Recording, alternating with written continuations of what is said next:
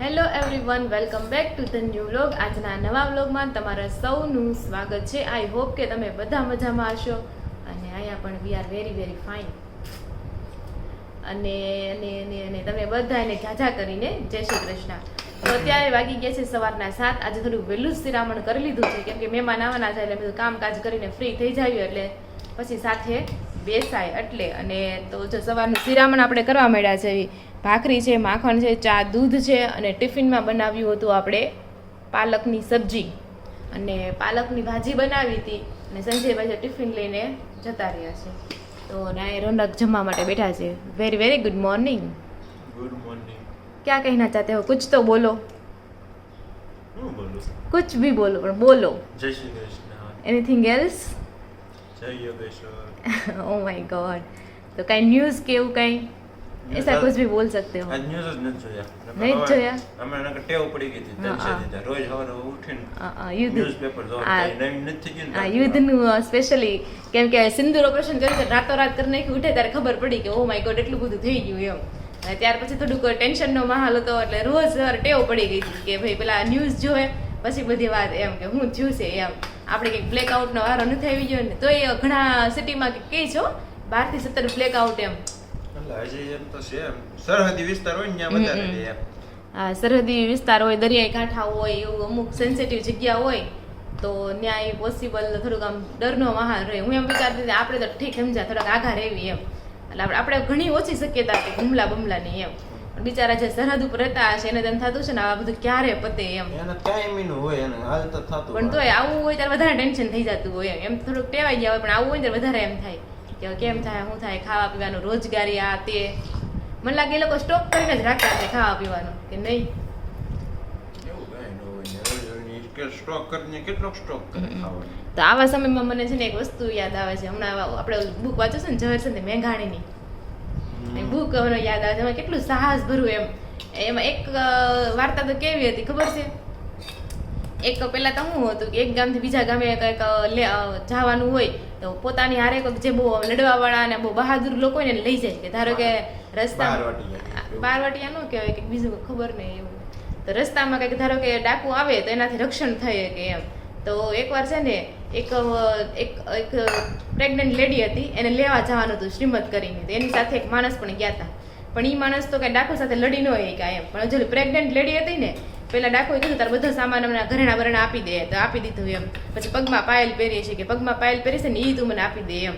તો એ ના પાડે કે હું છે નીચે ઝૂકી ન એકું એટલે તમારે જ કાઢવી પડશે એમ. તો ડાકુ લેવા જાય ને પછી એવો ઘા કરે પ્રહાર કરે બધાને મારી નાખે. ડાકુને અડધા ભાગી જાય ને અડધા મરી જાય એટલે અચાનક એના તાકાત આવી જાય. બોલો એ સમયની તમે વાત જુઓ એમ એક નારી બધાને ધમ ધમ ધમ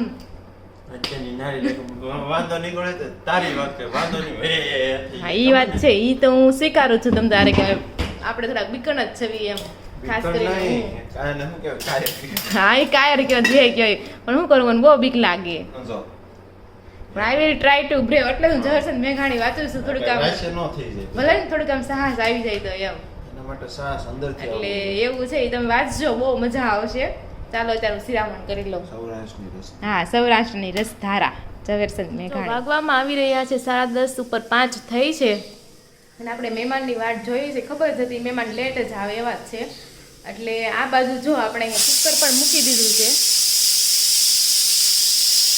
ઓહો, તો આપણે શાકનું કુકર મૂકી દીધું છે અને મહેમાન પાસે જ આપણે ખમણ મગાવી લીધા છે અને બસ એ જ મેનુ છે આપણું શાક અને રોટલી ને ખમણ, નો દાળ ભાત. કારણ કે દાળ ભાત ખાવાવાળા બધા ઘણા ખરા ઓછા જ છે એટલે હવે વેઇટ કરીએ છીએ. હવે આવે ત્યારે સાચા 11:30 જેવું થવા એવું છે.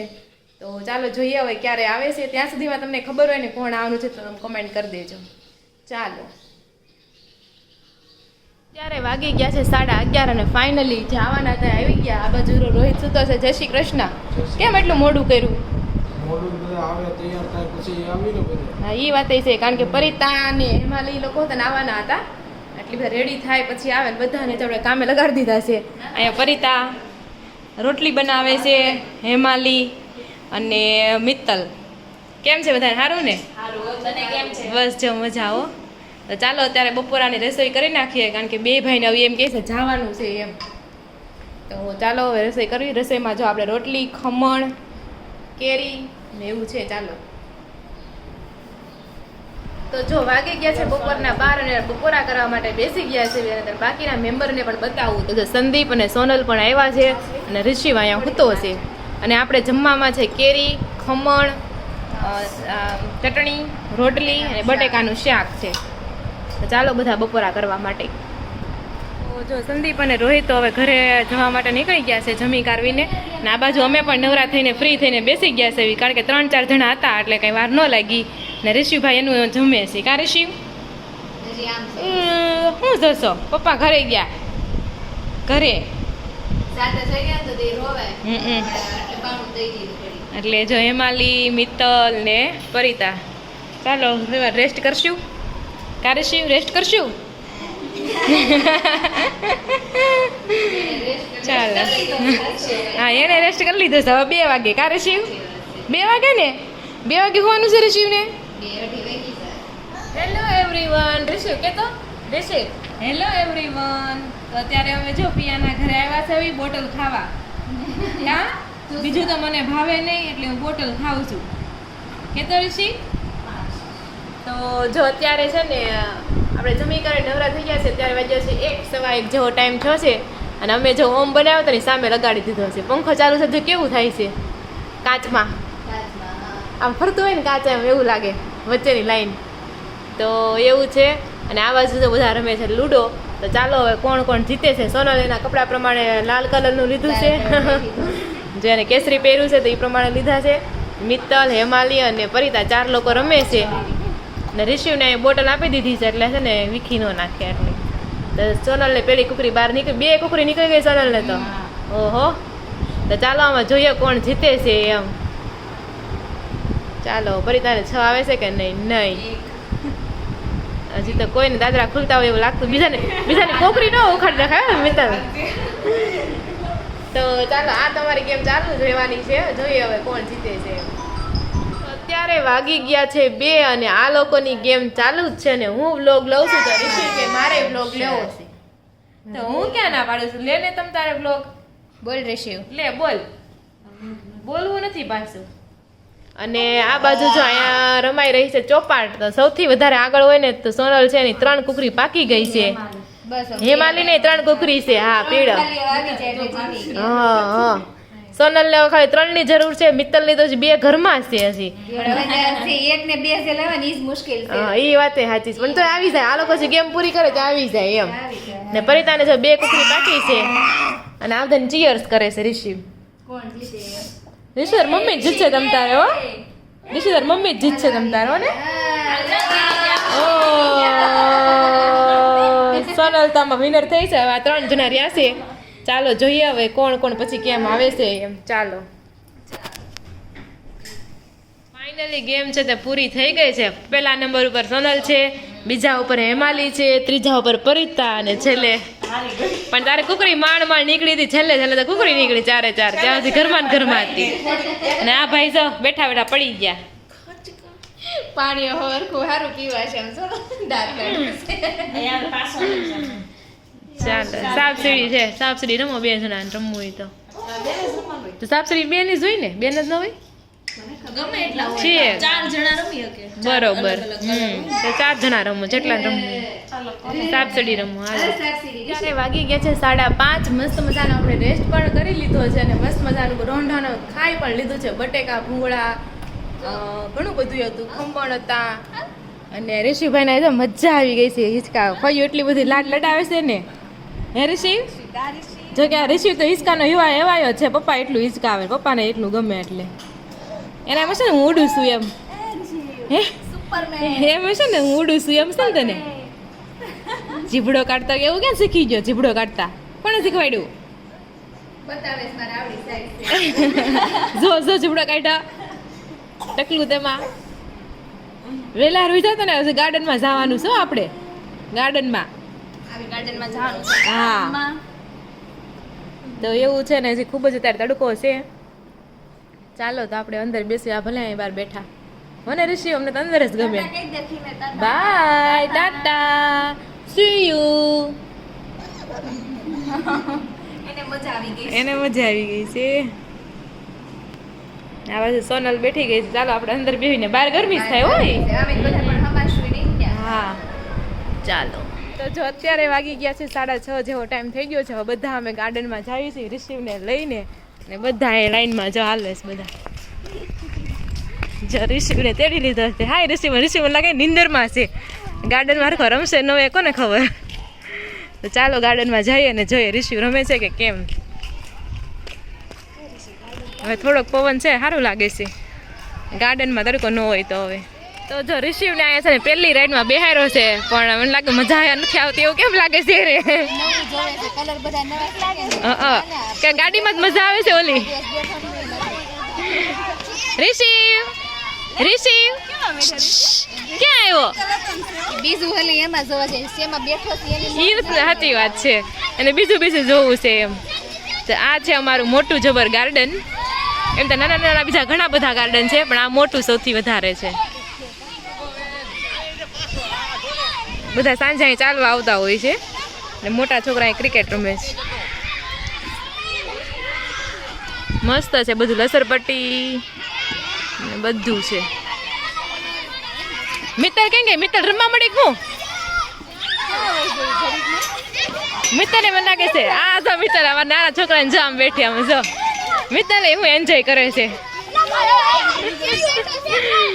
વાહ હે મજા આવે એમાં હું બેહાય ની બાને આપણે તે ને બધા છોકરા જાય રમે છે.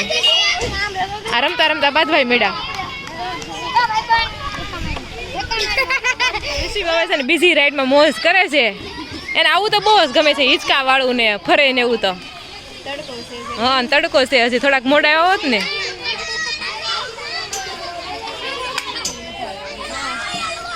ફાઇનલી આ રાઈડ એન્જોય કરે છે પણ રિસીવના કોઈ એક્સપ્રેશન નથી. કા રિસીવ ઈ છે ને આ બધા રમે ને એમાં જવાનું વધારે છે ઇન્ટરેસ્ટ.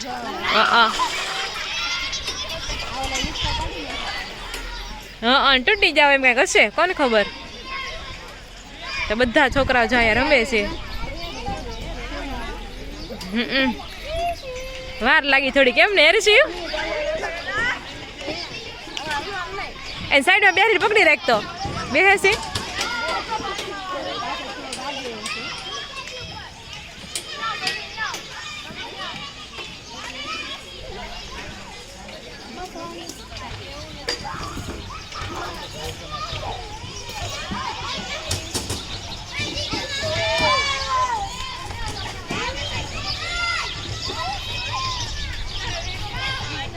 છેલ્લી રાઈડ છે પછી અમે જઈશું ઘરે રિસીવ સાથે. હિંચકામાં જો અમે જઈએ છીએ ને મસ્ત એવું વાતાવરણ છે. રિસીવ બહુ હલતો નહીં હો. અલા આવું છે એટલું ખાસ મિસ કરી નાખીએ તો કે બધી બેનું જે હિંચકામાં એન્જોય કરે બધા હિંચકા તો બહુ જ ગમે. હિંચકા મજા આવી જાય. તો જો અત્યારે 7 વાગી ગયા છે ને અમારો નાનકડો એવો રિસીવનો પ્રવાસ પૂરો થઈ ગયો. ક્યારે રિસીવ દાંત કાઢે રિસીવ દાંત કાઢે છે. મજા આવી ગઈ રિસીવ મજા આવી ગઈ. હા પાડે શરમાઈ ગયો છોકરો. તો ચાલો અત્યારે જાય છે ઘરે અને ઘરે હવે કંઈક વાળુનું બનાવીએ. વાગવામાં આવી રહ્યા છે 7:15 અને સંધ્યાનો ટાઈમ થઈ ગયો છે. તમને બતાવું બહાર વ્યૂ જુઓ. સંધ્યા મસ્ત એવી ખીલી છે અને આ બાજુ જો રોનક પણ ઘરે આવી ગયા છે. Very very good morning. Very very good evening. Good evening થવા એવું એટલે જ ને ગુડ ઇવનિંગ. ગાર્ડનમાં રમવા ગયા ને તો એક ઝૂલો હતો ખાલી નતો એમાં છોકરાઓ રમતા હતા એમ. છોકરાને કીધું અમને ઝૂલવા ગયો ને તમે નીચે ઉતરી જાવ ને એમ તમે રોજ આવતા હો એમ. તો એ છોકરો કેમ કે રોજ નથી આવતા કે હું માસીને ઘર રોકાવા આવ્યો છો એ કે. હા આખું ઘર ભરેલું છે અને વેકેશન આવે ને એટલે વધારે લોકોને અહીંયા બહુ મજા આવતી છે કારણ કે ગાર્ડન રહ્યું ને છોકરાને ન રોકાવે તો એમ કે મમ્મી મને રોકાવ જાવ મમ્મી રોકાવ જાવ એમ કરે. કા બધા એમ રોકાવા આવે અહીંયા. તારે એમ કહેવાય ને આમ આમાં આ બેન ને ત્યાં રોકાવા આવી છે કે હિસાબ વધે. હા તે કીધું ને પછી સોનલે કે આ રિસીવે કે જાય ને ફાઈન ઘર રોકાવા આવ્યો છે એમ.